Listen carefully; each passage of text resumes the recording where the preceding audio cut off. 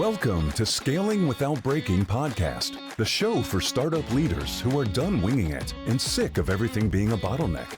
Your team's growing, the cracks are showing, and what got you here is officially breaking.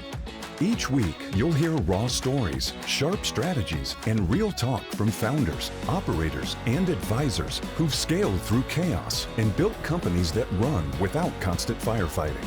If you're ready to start leading like a CEO and move beyond just surviving, you're in the right place. Here is your host, Roland Siebelink.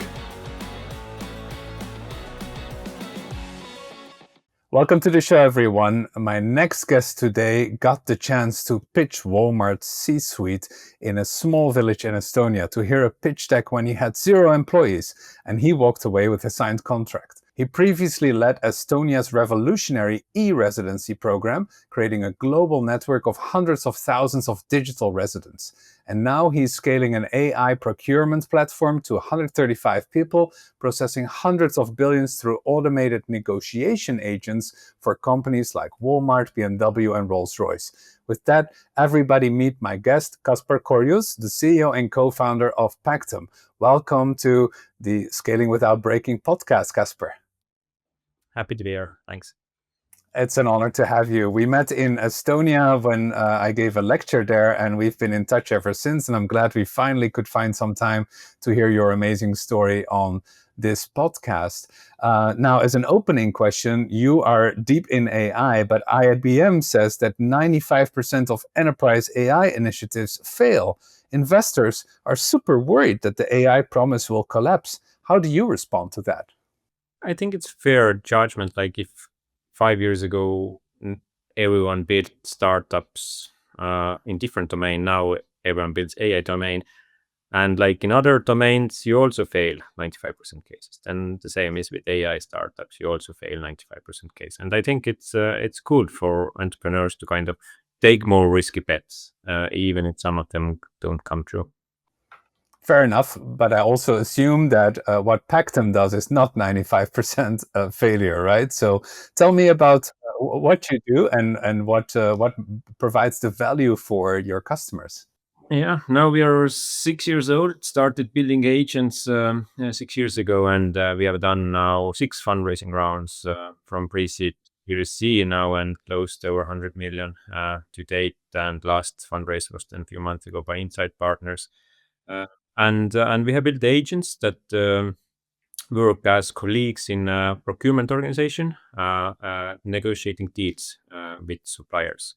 So our agents are finding out opportunities for negotiations, for example, requisitions or sourcing events or contracts, finding the existing kind of terms that are not optimal, reaching out suppliers, and through negotiations, getting a better deal and agreeing new contracts and updating all the systems on the background.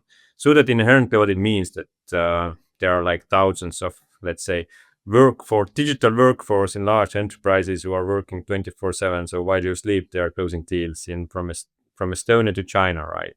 And all you need to do now is optimize and manage these digital employees. That must be great for procurement agents and terrible news for suppliers.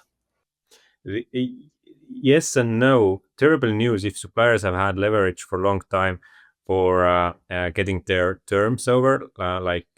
Some of them very know that if the limit of person coming in is $50,000 for a purchase, then you can see a spike of $49,999 deals, knowing that no one has a time to look at those deals.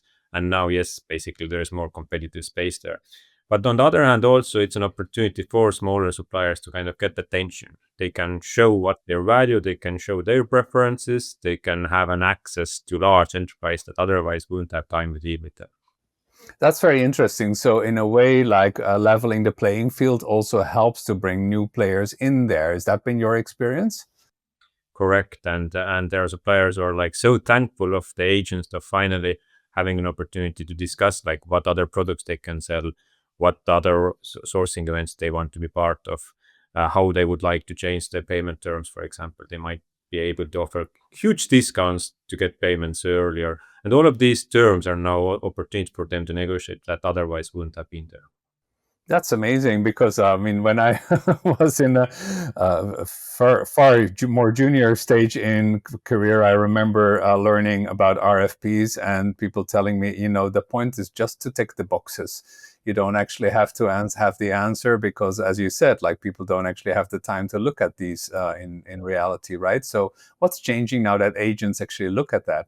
Yeah, agents have some spare time. Let's say they they're like mathematical. It's easy problem for them to solve. They need to understand the value of different terms. They have endless amount of time to search from internet about the different prices like commodities. They can reach out to other suppliers, and all of that they can communicate because of large language models, because of the capabilities of today's technologies. They're able to communicate internally at least in very safe ways that and when you can communicate as an AI, you can do that work what one man does, but you can do that 1,000 times, right? And that empowers really existing procurement professionals to next level. Like now, procurement professionals don't have to be the cost center, the tactical guys who get some savings, but they can actually put all of that mundane routine work to agents and step up in a game and kind of become more strategic and see how to align these agents and what to do with agents. I'm interested in how this company came together. Your background, as we said in the opening, was more in Estonia's e-Residency program and some other startups I think you mentioned during the prep call. How did you get into this quite specific area of procurement, and how did you even build up all the knowledge about that? Yeah. We have three co-founders. None of have any procurement background, and all the terms in procurement were new to us. At government, I was leading digital transformations, and AI was also part of that digital agenda. But it was quite difficult to go to huge AI leaps in government. So I thought to do in private sector first, and then go back to government one day is better. And my brother is other co-founder. He was AI lead at Starship Technologies. They are doing self-delivery robots, and the founder Martin Rand, who came with theories of negotiations through his previous exit. And three of us aligned very quickly that the next big thing is that AI agents are going to collaborate with humans, and negotiations is a cool space to be because it's a lot of value creation that can happen there, and humans are not maybe meant for thousands of in parallel negotiations in real life. But we did not know about procurement and opportunity in procurement. So we did negotiations with agents, with sales negotiations, hiring negotiations, for example. Still today, actually, engineers joining Factum, then we are negotiating the salaries and comp with them. So we're doing all different types of negotiations. But coming back to your beginning, that when Walmart came to us and when chief merchandising officer told us that this is a no-brainer, that 80% of our suppliers are not touched at all because we don't have time, can put your agent and help with those conversations, it's no-brainer that it adds value. So it turned out that we didn't have to be better than humans. We had to even help them. We had to be better than them not doing anything because they don't have time to. Right? And that procurement, that's so-called long tail problem, became kind of the way how we entered to large enterprises, that we have agents who works with these suppliers and these deals that humans just don't have time.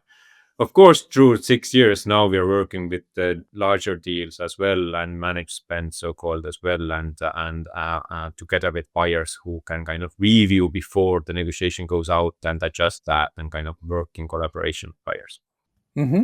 Excellent. Well, some people will say, well, of course, if you have Walmart, then it's easy to figure this out. But you actually landed Walmart really quickly, right? It was almost like a foundational customer for Pactum, as you said. Tell us more about that story to the degree you can, like what happened and what advice would you give other founders to land a whale like Walmart so quickly? Yes. Well, our ambition, because Estonia, where we are physically from, is a very small space, right? We have 1 million people. So our nature, day one, is to go to the largest market, which typically is the US, right? And there you just need to Google the Fortune 500 and see the list of largest companies, and you need to reach out to them.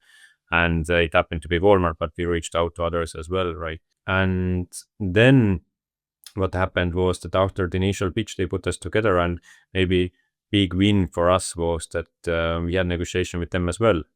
And while we are building negotiation software, then Martin especially came with negotiations background and knowing kind of how to map different terms available in that negotiation space. And one of those terms, for example, is brand and PR rights that we can mention. Walmart is our client. And then you measure and prioritize those. And for us, it's like price most important. For everyone, price is most important. But actually, for a startup who has a first customer, price might not even matter that much. And for us, the brand and the first client and quick rollout is more important, right? So you prioritize those, and then you can make exchange. And one exchange there was that we can mention the fact Walmart is our client in exchange of giving you much better price, giving you some other rights, and they were happy. So this is the typical kind of win-win that can happen when two parties collaborate, even if one is 1 person in company, other is 2 million person company, right? That beauty of negotiations that you can always get better deal if negotiations are happening. So you shouldn't be afraid of negotiation. Exactly. The key is to get out of the one-dimensional negotiation and find the other dimensions that matter, right? So From zero-sum thinking, and our minds are very difficult to understand that it's not zero-sum game, right? That you always can have better terms when you exchange them, and that's why people who know negotiations want the other party to have very strong experience in negotiations. absolutely, because it's ultimately you want to keep that relationship going for a long time, and then everyone needs to feel like it's a win-win, right? And then that other side knows that it's not about price, it's about all the terms, it's about valuing, prioritizing those, and you get better deal if other is more experienced negotiator. And you would think other way, right? That if Walmart comes with very strong 40-year experience of negotiator, that they will demolish you, but it's not the case. Usually those who are obviously there are different negotiation tactics, as we know from US public sector, but not going deep. The good negotiators try to expand the pie, basically. Exactly, very good. And I'm assuming that you've built this negotiation knowledge into the agents as well, so that even in these more like standardized procurement processes, you actually are able to find more win-wins. There are deals, of course, when it is just about price, right? There is one requisition, nothing else matters, maybe payment term, maybe delivery dates, but there are negotiations, there are lots of more terms from different allowances, payment terms, rebates to very specific domains like lead times in manufacturing, for example. So one thing is the term, other thing is just competition as well. AI agents are good bringing in more competition into the game sometimes, detecting other suppliers who can maybe offer that as well, and you can create value to a supplier who otherwise won't be on the table, but now you can ask their offer as well. You raised 6 rounds, I think you said already, on the back of like really strong enterprise contracts, right? So how do you summarize your go-to-market? How do you even land an enterprise customer from the outset? And how focused are you on specific subsegments of the market? Do you have a crystal clear an ideal customer profile in mind before you even start reaching out? How does that all work? Yeah. So through time, this has changed, obviously. So very first half a year, basically cold outreach to anyone who is large. Then 2 years, it was inbound strategy. So we invested a lot into PR so that through media companies find us, because we don't have resources to pay for very high compensations if you haven't fundraised much yet. Right? So and inbound, and then you get lots of wide variety of kind of customers from different industries, right? And then you pilot with them and go to follow up with them, right? And then the phase comes when you can start standardizing the products in enterprise, and then you can set up more specific ICP, ideal customer profile, at least for outbound. Inbound, of course, if customers come and if there is a value case and they match and they are not ICP, we still collaborate. But outbound is very specific from spend categories, from geographic areas, from industry, from the languages, from the software, what they use in procurement. Like all of that contributes to ICP. How are you able to discipline salespeople to actually stick to that ICP when they're working outbound? That is a question I get so often from founders. How do you make sure not to demotivate folks by saying, oh, no, that's not a good deal for us. Don't follow that up. Well, we have very rigid sales process now with very strong sales leadership as well, with many checkpoints within week and weekly forecast calls where we go through everything, and it wouldn't go through. And obviously, if you have a pattern already, you can see from other account executives who bring revenue and meter us right from ICP, because ICP is there for a reason. Its reason is that the product fit is best there, which means that not only you can close first sale, but you can upsell first later up that deal a lot more if there is a strong product fit. And strong product fit happens in ICP, in our case especially, because we can assess their direct materials and direct prices with our products in manufacturing, where we can't in some other industries. So smart account executives know that with their limited span, basically their main focus to ICP just meets their goal more likely than others. Okay. And have you, in a way, like also structured compensation around giving incentives for follow-up deals, land and expand strategies, making it worth their while to play the long game in a way? We have now separated unit account growth. Before it was together with the account executives, the existing and new deals, but now so-called farmers and hunters modules, where account executive handles over the account to account management, who are responsible for the net retention rate and growth rate and cross retention rate kind of metrics there, and the usage increase metrics, and so that hunters can go and get more deals. Would you say that that's a best practice to separate the sales force between farmers and hunters? I think it depends on company per company. If it's something would be best practice, then everyone should do it, right? And we can see that in different times and phases of growth of companies, different things work. Why in our case it works and it's much needed is that the AI adoption is not something that happens overnight. It needs constant collaboration with large accounts to succeed. And so if you want that constant increase of usage, you can't expect that the account executive is hungry to hunt new deals.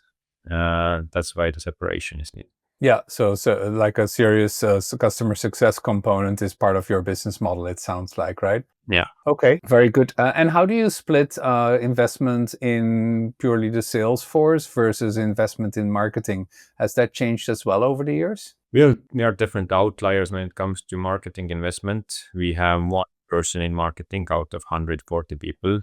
Usually you have 10, 15, 20. But how many agents do you have? Actually, don't have those either. I don't believe much in like saturating the communications through agents, at least. Like we have lots of desire. There's lots of noise about Factum, and so desire is there. So we have lots of inbound and we don't need per se kind of 20 people in marketing.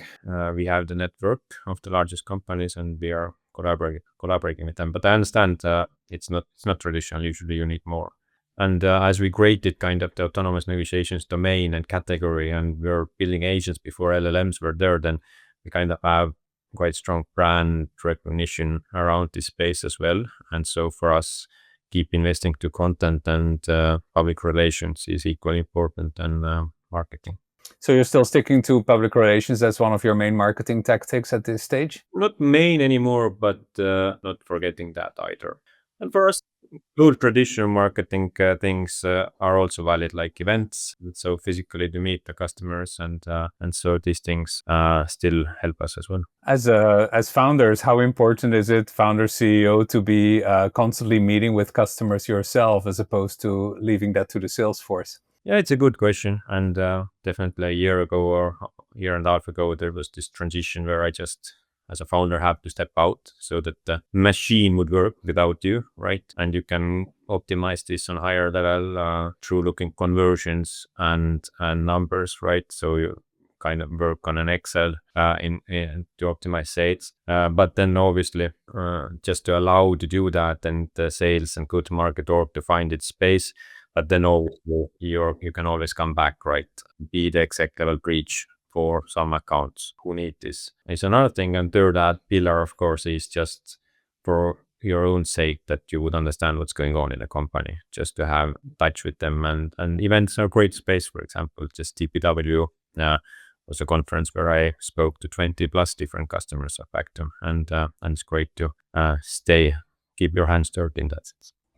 Exactly. One challenge I often hear from founders is, well, then I'm hearing things from customers, but then I want to take action, and then that breaks my organization if I want to take too much action directly. How have you been dealing with that challenge when you hear something? I mean, obviously, some things, there are always things that are not quite right. How do you then feed that back to the organization in a way that keeps the hierarchy intact in a way?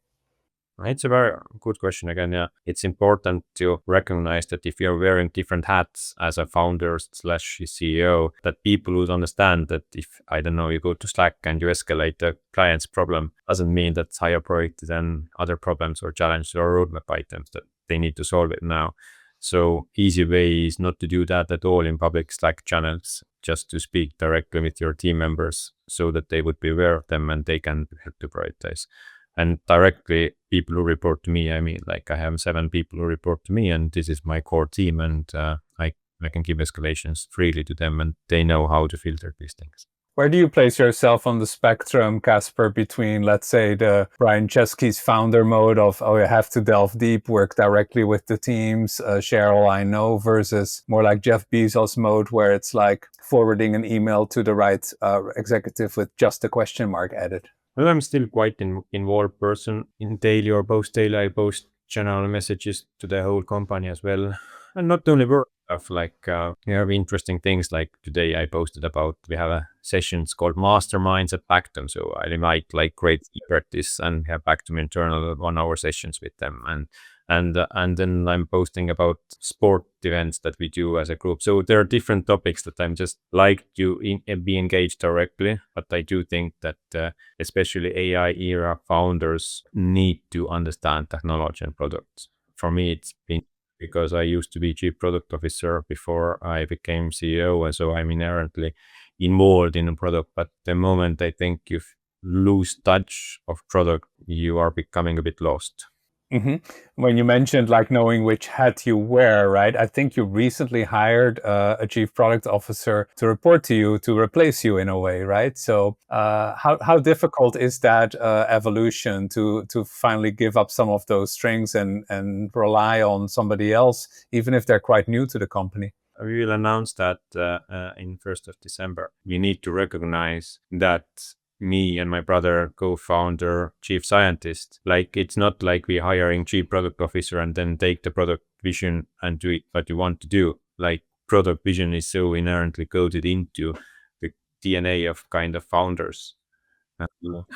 So there can't be very huge misalignment. So we wouldn't hire a person who would have a very different view of what Factum can be in future. And that's separate than kind of micromanaging how to operate, but something that I wouldn't expect, or I guess no one would expect Mark Zuckerberg or Sam Altman to say that, hey, I are the product person, now take ChatGPT how you would like to take it. Right, exactly. And I think that's where founders often, inexperienced founders maybe miss the boat, where they're like, well, I'm hiring a person primarily for their product vision skills. And I'm like, actually, that's probably going to stay in your responsibility for a very long time still, right? It needs to be alignment, and product vision can be very high level and down to earth level that I'm not involved, like, and that's fine. But yeah, of course, there are founders, CEOs who are coming more commercial background or financial background, and there it's, or I understand if they give that away. And there's culture, very big difference. Like in Europe, founders are more, CEOs are more product sometimes focus. When in US, it's more business, commercial, go to market. Yes. Finding then the balance of, do you succeed while you have the best product, or do you succeed if you grab the market and win the market, even if you don't have best product kind of? Well, what's the answer, Kaspar? The answer is always the both balance, right? Exactly, right. Finding that balance, but it's always kind of understanding where you stand today, but just recognizing that internally, this is what people think while they work. One part of company thinks that we should build much better product before we sell like that. Other part thinks, oh, we are the best product by far. We are winning if we take the market now. And then balancing this out. It reminds me of a scale-up I worked at where they would actually forbid the salespeople to go to the engineering update meetings because they didn't want them to know how little of the product actually was there already.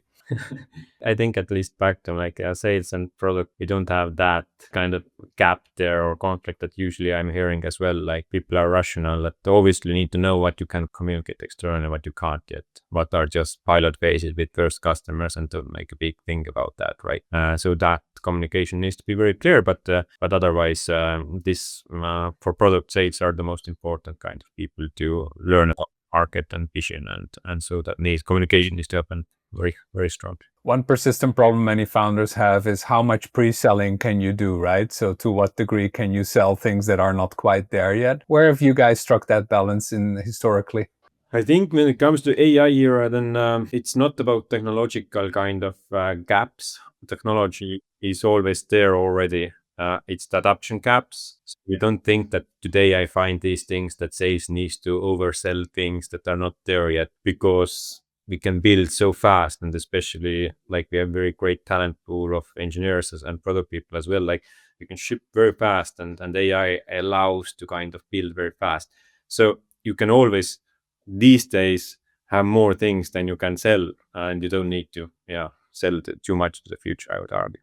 Okay, fair enough, fair enough. As you were talking about adoption curves, right? I think when you were at the event we met at in Tallinn, when you were on stage, you were mentioning like, actually, I'm having people in the company build AI agents, or at least experiment with it in all kinds of functions. I think you even mentioned HR, right? So how have you been driving that adoption of AI inside the company, and what barriers have you found are the hardest to overcome? Yeah, I guess it depends on the maturity of a company, but in all domains, agents can be useful, right?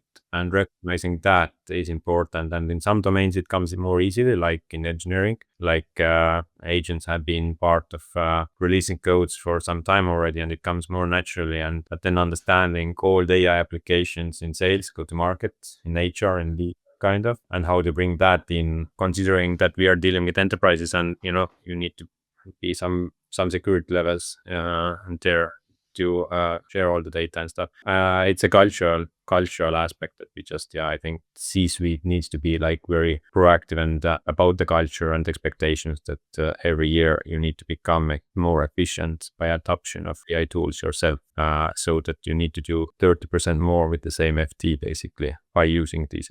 Is that a norm you set throughout the company, 30% per year? It's not that official, but it's kind of, I've been communicating these expectations, yeah. How do you create a culture around that? Is it something you mention in all hands? You mentioned your masterminds, I believe those were internal as well, right? So how do you actually embed this in the culture of the company? Oh, the culture is a typical topic, and mostly leading by example, I would argue. Like everything to say and to show how it's done, like, and to show that I'm not undermining HR if I'm writing a new job post through agent, right? That I can go to HR. It's not that HR is bad. It's just I don't need to waste their time if I have agent to do that. And by showing that it's respectful for the HR if I'm doing that work through agent and then later going to them, versus that they might feel that they are useless. So these things, I think, need to lead by an example. Yeah, and that's kind of like the positioning you used right at the outset of the interviews, where you say these are digital colleagues, right? It's not replacing people. It's more like everyone focusing on their own skill best. Yeah. What has been most surprising in some of the internal developments of agents or skills that people built up? Were there like specific stories or example that you're like, oh, this is really much more than I had expected, or that is really cool or surprising in a way? I guess go-to-market, because we are so small company, we don't have procurement arm ourselves, so we can't too much deploy Factum agents in Factum. I find the go-to-market agents fascinating, how kind of they can be part of the team and kind of start suggesting you like what other account executives are doing in this occasion. Oh, you forgot to send a follow-up to that account, right? And to kind of start improving you as a human through being out there and kind of helping with forecast and client sentiments and all of that.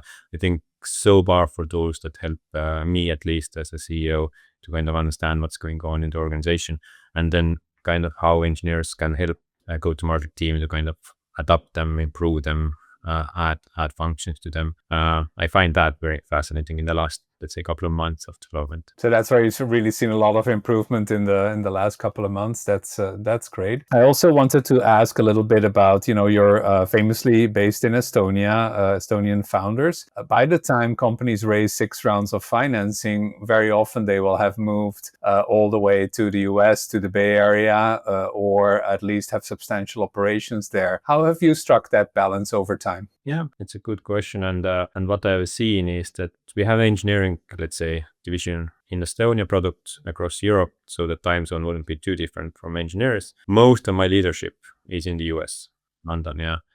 Finance, sales, deployment, ops, all in the US. And so in US, we don't have one location. It's remote, most East Coast, again, for the time zone matter. And then we have hubs in the US, like Chicago or New York, where we are hiring more people so that they can meet up and socialize. What I find very good is that Estonia is very strong with engineering because of our land of unicorns and talent that we hire. So and the costs are still better than let's say in the US. So we can achieve more with the same money. And this me being here in the office is useful for the connection between the US and Estonia as well. So this has worked well, and nice offices and a great culture in Tallinn. So I love being here. And of course, the culture of remote organization is something that we have invested. We are meeting up twice per year with the entire company. We have local entire company twice per year. That's a good investment, right? per year as between US and Europe, and once per year, everyone together, and then we have local events, and then they're coming to Estonia with their teams and have events with product engineering. So these are mandatory investments that ROI is very strong there. So you can consider as a founder, you can consider that don't eliminate the office space cost if you're remote, just add that into the travel budget. Exactly, right. Yeah. So that you wouldn't feel bad if the travel budget is going to be increased. What's the biggest thing you get out of these get-togethers, would you say, as a company? I guess people mostly is just understanding more. Mostly the company, running a company is a communications challenge, right? Everyone is a talent. Everyone tries to do best. Usually why things won't happen is just like a communication, because you can't have endless communication. You need to know code as well. So these help with these cross-department alignments in communications, setting expectations, and understanding who we are as humans, mostly why they are useful. But of course, when you're physically together, then it's easier to tackle the most challenging problems as well. Zoom calls kind of, even if it's like 0.1% a second lagging, it already destroys our kind of ability to communicate and help each other. So for some reason, if you have whiteboard, traditionally you're in one room, that helps. And for example, with my team, ELT, executive leadership team, we are meeting once per quarter, kind of in different locations around the world to kind of have 2 to 3 day sessions together where we tackle the biggest challenges. That's amazing. That is absolutely best practice indeed. And I see so many teams then coming out of these workshops with tons of new energy, tons of new trust as well, right? And basically ready to hit the ground running again for the next 90 days. Yeah, true.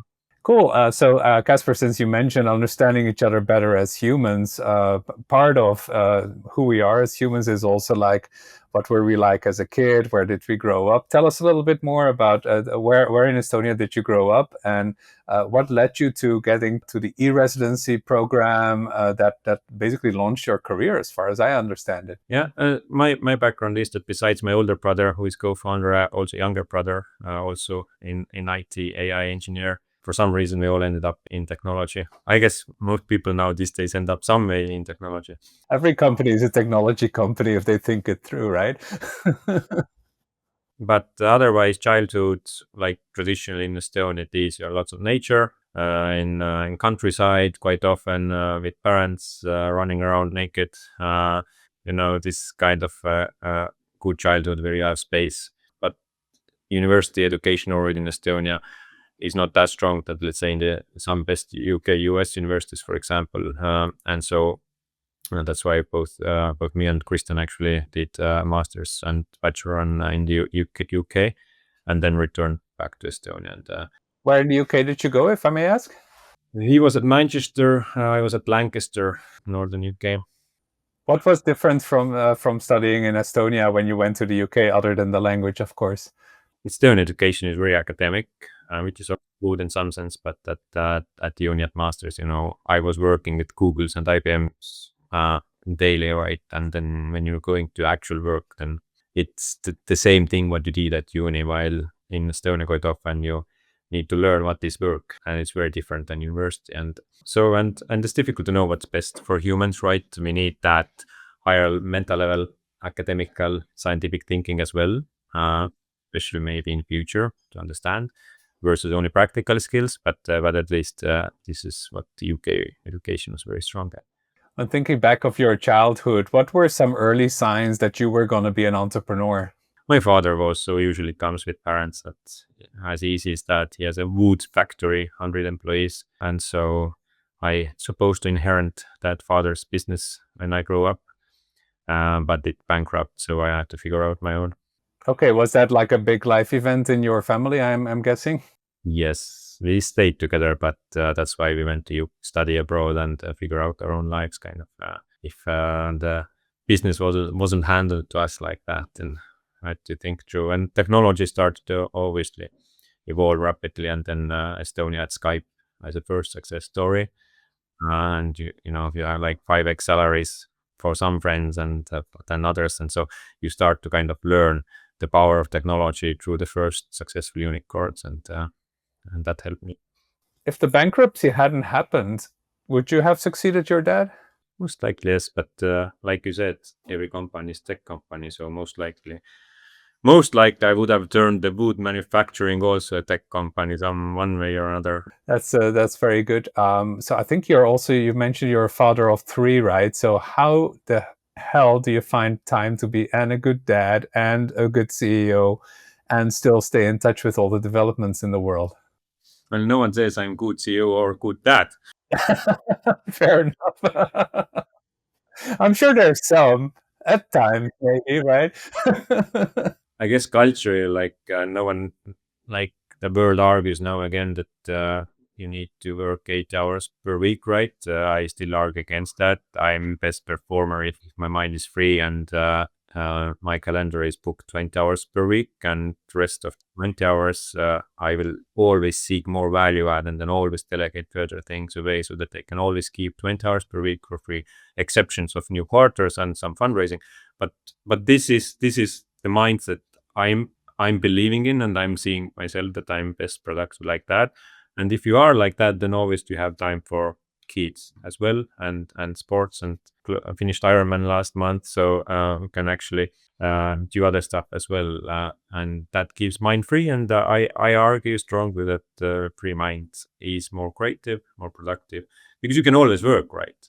But if you know that you have limited hours, then you need to be more creative how you use that hour. You need to be creative how you delegate what you're not doing, maybe sometimes most important.